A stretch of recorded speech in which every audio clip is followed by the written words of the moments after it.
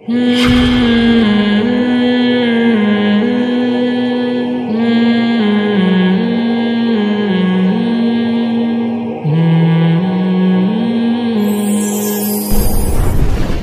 وحی کی تعلیمات کے بغیر عقل بہت دفعہ انسان کو گمراہ کر دیتی ہے. یہ عقل جو ہے نا، جس کو آج لبرل لوگوں نے اپنا باپ بنا لیا ہے کہ جو عقل کہے گی ہم اس پہ چلیں گے، یہ بہت بڑی مسٹیک ہے. بہت ساری چیزوں میں انسان کی عقل اس کو گائیڈ نہیں کرتی. ہمیں جو نالج حاصل ہوتی ہے نا،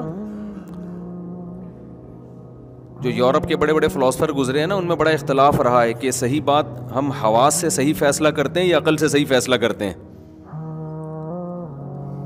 تو وہ اختلاف حل ایسے ہوا کہ جو ہمارے حواس ہیں، ہماری آنکھیں، ہمارے کان، اور جو ہم حس کے ذریعے محسوس کرتے ہیں، یہ چیزیں ہمیں نالج فراہم کرتی ہیں. جب یہ نالج ہماری کھوپڑی میں اکٹھی ہوتی ہے تو عقل پھر اس نالج کو جمع کر کے اس میں ایک ربط پیدا کر کے اصول اور ضابطے وضع کرتی ہے. جس کی کھوپڑی میں عقل ہے اس کو سمجھ میں آ گیا ہوگا. ٹھیک ہے، میں مثال سے سمجھاتا ہوں.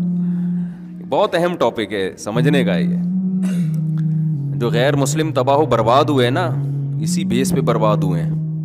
جو ان کا بہت ساری چیزوں میں برباد ہو گئے. وہ دیکھو، مثال کے طور پر آپ نے چولہے میں آگ لگائی، ٹھیک ہے نا، مشاہدہ کیا نا آپ نے کہ یار یہ یوں کرو، یہ جلاؤ، آگ لگتی ہے اس سے. ایسے ہی یہ آپ آنکھوں سے دیکھ رہے ہیں نا، آنکھوں سے آپ نے دیکھا. پھر اس کے اور آپ نے پانی رکھا، وہ پانی آپ کو دیکھنے میں تو ویسے ہی لگ رہا ہے، ہاتھ ڈالا، محسوس ہوا کہ یہ کیا ہے، گرم ہے.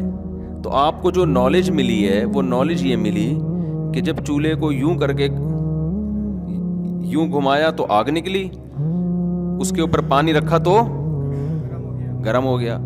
تو یہ جو نالج آپ کو ملی ہے، اس سے آپ نے ایک اصول اور ضابطہ اخذ کیا. ایک اصول اور ضابطہ اخذ کیا کہ واٹر کو، پانی کو جب بھی ہیٹ ملے گی نا، ہیٹ ملے گی تو وہ کیا ہوگا، اس کا ٹیمپریچر بڑھے گا. اور جتنا ٹیمپریچر بڑھے گا اتنا ہی اس کے ابلنے کے چانسز بڑھ جائیں گے. تو اب آپ کیا کرو گے، آپ ایک ضابطہ متعین کر لو گے، بھائی چولہا جلانا ضروری نہیں ہے کسی بھی طریقے سے. اصل چیز جو ہو رہی ہے نا، جو قاعدہ اور کلیہ آپ کی کھوپڑی اگر کام کر رہی ہے تو آپ ایک قاعدہ ضابطہ نکالو گے، بھائی ہیٹ دو، چاہے وہ ہیٹر کے ذریعے، چاہے وہ سورج کے ذریعے، کسی بھی طرح سے ہیٹ دو گے تو گرم ہوگا، ورنہ گرم نہیں ہوگا. اور جو بے عقل لوگ ہوتے ہیں وہ کہتے ہیں کہ نہیں، پانی گرم کرنے کے لیے ضروری ہے کہ ایسے یوں کر کے ماچس جلائی جائے، یوں کر کے چولہا جلایا جائے، یوں کر کے دیگچی کے اوپر رکھا جائے، ورنہ کسی کا باپ بھی پانی گرم نہیں کر سکتا، چونکہ ہمارا مشاہدہ ہے کہ ایسے گرم ہوا تھا. ابے بھائی تمہارا مشاہدہ ہے ایسے گرم ہوا تھا، لیکن کھوپڑی ہوتی نا تو گرم ہونے کی وجہ سمجھ میں آتی کہ ہیٹ کی وجہ سے ہو رہی ہے. تو اصول اور ضابطہ جو سائنسدان تجربے کر کر کے نکالتے ہیں نا، یہ مشاہدہ کیا، وہ مشاہدہ کیا، وہ اس سے کلیات ہوتے ہیں. نیوٹن نے جو کام کیا تھا، دیکھو نیوٹن کے دماغ میں عقل تھی تو کیا ہوا ہے، اوپر سے سیب نیچے آ کے کھوپڑی پہ گرا تھا نیوٹن کی، یا دائیں میں گرا تھا، سر پہ گرا تھا، سر پہ گرا. نیوٹن کی آنکھوں نے دیکھا سیب اوپر سے کہاں آ رہا ہے، نیچے آ رہا ہے. یہ جو نالج اس کو دی، کس نے دی، آنکھوں نے. حواس ہے نا، حس ہے نا، آنکھ جو قوت بصارت، یہ حس نے کام کیا، یہ نالج دی اس نے. اور جب وہ کھوپڑی پہ لگی تو ظاہر ہے جب بھی کسی کے کھوپڑی پہ کوئی چیز پڑتی ہے تو بات کھوپڑی میں، سیب کھوپڑی میں جائے نہ جائے، بات کھوپڑی میں آ جاتی ہے. تو نیوٹن نے اس معلومات سے یہ نتیجہ اخذ کیا کہ یار کلیہ نکال لیا، عقل استعمال کی. جنہوں نے عقل استعمال نہیں کی انہوں نے کہا سیب اوپر سے آیا, کھوپڑی پہ لگا, نالج ملی ان کو کہ بھائی سیب اوپر سے آ کے لگتا کہاں ہے, اگر نیچے سر ہو تو سر پہ لگے گا. تو ان کے پاس جو نالج آئی وہ یہ نالج آئی کہ سیب اوپر سے نیچے آ کے کھوپڑی پہ لگتا ہے. بس کوئی ضابطہ اور کلیہ نہیں نکالا انہوں نے. بہت زیادہ ضابطہ نکال لیتے تو یہ نکال لیتے اوپر یوں کر کے پھینکو تو نیچے آئے گا, بس یہ ضابطہ نکال لیتے. نیوٹن کی کھوپڑی نے بہت زیادہ کام کیا, عقل. تو عقل نے ایک کلیہ وضع کیا کہ بھائی یہ اوپر سے نیچے کیوں آ رہا ہے, نیچے سے اوپر کیوں نہیں جا رہا, تو زمین میں کون سی ایسی چیز ہے جس کی وجہ سے نیچے آ رہا ہے. تو اس نے دیکھا بھائی زمین ایک بہت بڑے حجم والا ایک کثافت ہے اس کے اندر. تو اس نے تجربے اور مزید کچھ مشاہدے کر کے نتیجہ نکالا کہ کسی بھی چیز میں جتنی کمیت ہوگی نا کسی چیز کی, اتنی ہی اس میں کشش ہوگی. یہ ایک ایسا خاندانی اصول اس نے وضع کر کے دے دیا کہ خود بخود اب سائنسدان کیلکولیشن کرتے رہتے ہیں. بھائی چاند میں آپ کا وزن 10 گنا کم ہو جاتا ہے, اس کا مطلب چاند میں جو کثافت ہے وہ زمین سے 10 گنا کم ہے. تو اس سے کیا پتہ چلتا ہے بھائی, مشاہدات جو ہیں وہ معلومات اکٹھی کرتے ہیں اور عقل ان معلومات میں ربط پیدا کر کے اصول اور ضابطے بولو متعین کر دیتی ہے. اب مسئلہ یہ ہے کہ مجھے ایک بات بتاؤ, ہمارے جو یہ حواس ہیں یہ لامحدود ہیں یا محدود ہیں؟ بولو نا, لمٹ ہے نا ان کی ایک. تو عقل جو ضابطے متعین کرے گی وہ بھی لمٹ ہوگی ان کی, یا وہ ہر چیز میں ٹانگ اڑائے گی عقل جا کے؟ جو چیز آپ کے مشاہدے میں نہیں آ رہی سائنسدانوں کے, جو سماعت میں نہیں آ رہی, جو محسوس کرنے میں نہیں آ رہی, اور زیادہ تر اس کائنات میں 0.0000001% بھی چیزیں ایسی نہیں ہیں جو انسان مشاہدہ کر رہا ہو, سن رہا ہو یا وہ محسوس کر رہا ہو. تو وہ اس پوری کائنات کے بارے میں ہر چیز میں اصول اور ضابطے کیسے وضع کر سکتا ہے؟ سمجھ میں آ رہی ہے بات کہ نہیں آ رہی ہے؟ یہ تو ممکن ہی نہیں ہے. اور اب سائنس نے یہ اعتراف بھی کر لیا ہے. جب مادے کو توڑا نا انہوں نے, ایٹم کو توڑا ہے, پہلے تو یہ دعویٰ کیا گیا تھا نیوٹن کے دور میں کہ اس کائنات کی حقیقت تک ہم پہنچ سکتے ہیں تجربہ اور مشاہدات کی بیس پہ. سمجھ میں آ رہی ہے بات؟ آئنسٹائن نے جو آ کے تھیوری پیش کی نا, اس نے کہا اس کائنات کو کسی کا باپ بھی نہیں سمجھ سکتا. اس نے یہ الفاظ نہیں تھے, کوئی سائنس کا طالب علم کیا اس نے کہاں لکھا ہے باپ کا لفظ دکھاؤ. یہ ہمارا اپنا کراچی کا اسٹائل ہے بھائی, ہم اسی طرح بات سمجھاتے ہیں. ہم اگر سائنسدان بھی ہوتے تو ہم کہتے, نیوٹن نے تو کہا تھا نا جو چیز متحرک ہے ہمیشہ متحرک رہے گی جب تک روکنے والا ہونا. ہم سائنسدان ہوتے ہیں کسی کا باپ بھی اس کو نہیں روک سکتا.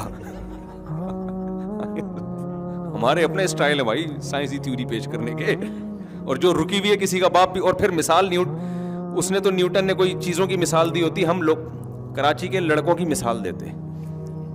دیکھو یہ پوستی 12 بجے تک سو رہا ہے, کسی کا باپ اس کو اٹھا سکتا ہے؟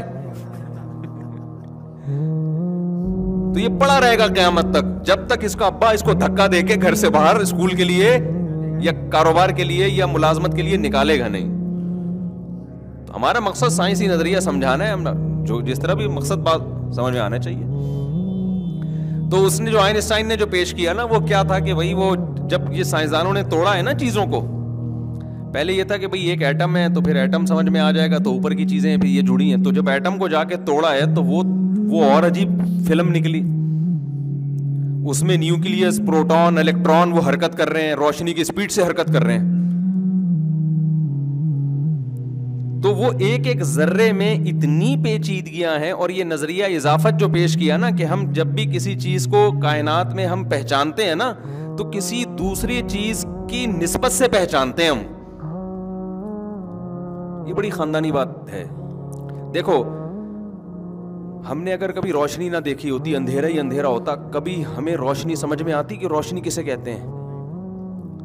روشنی ہمیں سمجھ میں آ رہی ہے اندھیرے کی وجہ سے, اندھیرا ہمیں سمجھ میں آ رہا ہے روشنی کی وجہ سے. ہمیں جو گرمی کا احساس ہوتا ہے اس لیے کہ ہم نے سردی دیکھی بھی ہے. سردی کا جو احساس ہوتا ہے کس کی وجہ سے؟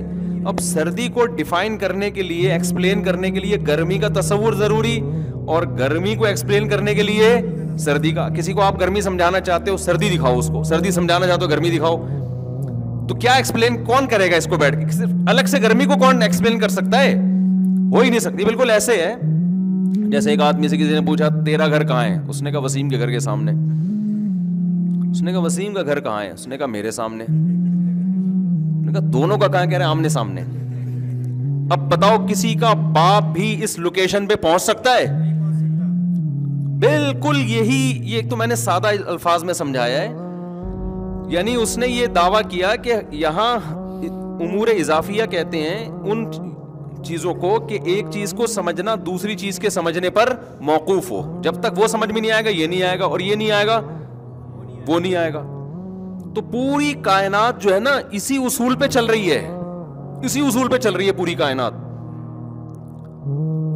تو وہ جتنا اندر جاتے گئے نا سائنسدان بولتے گئے بھائی یہ کھوپڑی میں آنے والی چیز نہیں ہے. تو انہوں نے پھر یہ کہا کہ جو چیز کھوپڑی میں آ رہی ہے, جو ہماری سماعت میں, جو ہماری آنکھیں دیکھ رہی ہیں, ان کے بارے میں ہم نظریات وصول کر سکتے ہیں. اس سے آگے ہمیں جانے کی نہ اجازت ہے اور نہ اس کا ہمیں کوئی فائدہ ہوگا. لہذا اس کائنات کی حقیقت کو پوری طرح سمجھنا گویا کہ سائنسدانوں نے اعتراف کر لیا کہ یہ ممکن ہے ہی نہیں. تو یہ مادی چیزوں کو جب سمجھنا, یہ جو آپ کہتے ہیں نا میڈیکل سائنس نے اتنی, آپ کیا ساری دنیا کہتی ہے, ہم بھی کہتے ہیں اتنی ترقی کی ہے, تو یقیناً ترقی کی ہے. لیکن آپ نے دیکھا ہوگا کہ یوٹیوب پہ بھی کچھ ڈاکٹرز بیٹھے ہوئے ہوتے ہیں, وہ کہتے ہیں جدید تحقیق کے مطابق یہ ثابت ہو گیا کہ اس میں یہ ہے, اور اس خوراک میں یہ ہے, اور اس خوراک میں یہ ہے. یہ جدید تحقیق کب کی ہوتی ہے؟ اگر 2022 چل رہا ہے تو 2022 کی ہوگی, 2023 چل رہا ہے تو 2023 کی. جب اب جدید تحقیق آتی ہے نا تو 2020 والی تحقیق تیل لینے چلی جاتی ہے. حالانکہ جو 2020 یا 21 میں تھے وہ اس کو کیا سمجھ رہے تھے؟ جدید. لہذا جدید کا لفظ جہاں لگا ہوا ہو لوگ سمجھتے ہیں کہ اس سے زیادہ مستند کوئی بات ہو نہیں سکتی. حالانکہ یہ بھی ایک امر اضافی ہے, اس کو ہم جدید کہہ رہے ہیں پرانے کی نسبت.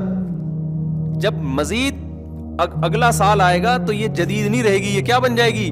پرانی. تو جس پرانی کو آپ نے, جس تحقیق کو, ریسرچ کو کچرے کے ڈبے میں پھینکا نا آپ نے پرانی کہہ کے, اس کا مطلب 2023 والی تحقیق بھی پرانی ہو کے ابھی سے کچرے کے ڈبے میں پھینک دو آپ اس کو. نہیں آئی بات سمجھ میں؟ اب سوال پیدا ہوتا ہے جب ہم نے ساری تحقیقوں کو کچرے کے ڈبے میں ہی پھینکنا ہے تو تحقیق تمہارا پھر وہی باپ کرے گا معذرت کے ساتھ. کون سی تحقیق پر عمل کریں پھر ہم؟ بھائی عمل کرنے کے لیے تو جدید تحقیقی, کیونکہ ہمارے پاس اس کے علاوہ کوئی آپشن نہیں ہے, لیکن اس پر اندھا اعتماد کرنے کی آپ کو اجازت نہیں ہے.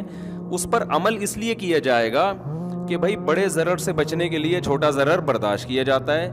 کہ اب ہمیں نہیں پتا, پرانی تو پرانی ہو چکی ہے, اس کا امکان ہے کہ شاید یہ ثابت رہے, لیکن اس کا بھی امکان ہے کہ یہ بھی چینج ہو جائے. تو یہ جو تحقیقات بدلتی چلی جا رہی ہیں, یہ کتنا بڑا اعتراف ہے سائنس کا کہ ہم بہت ساری چیزوں میں یقینی طور پر کوئی دعویٰ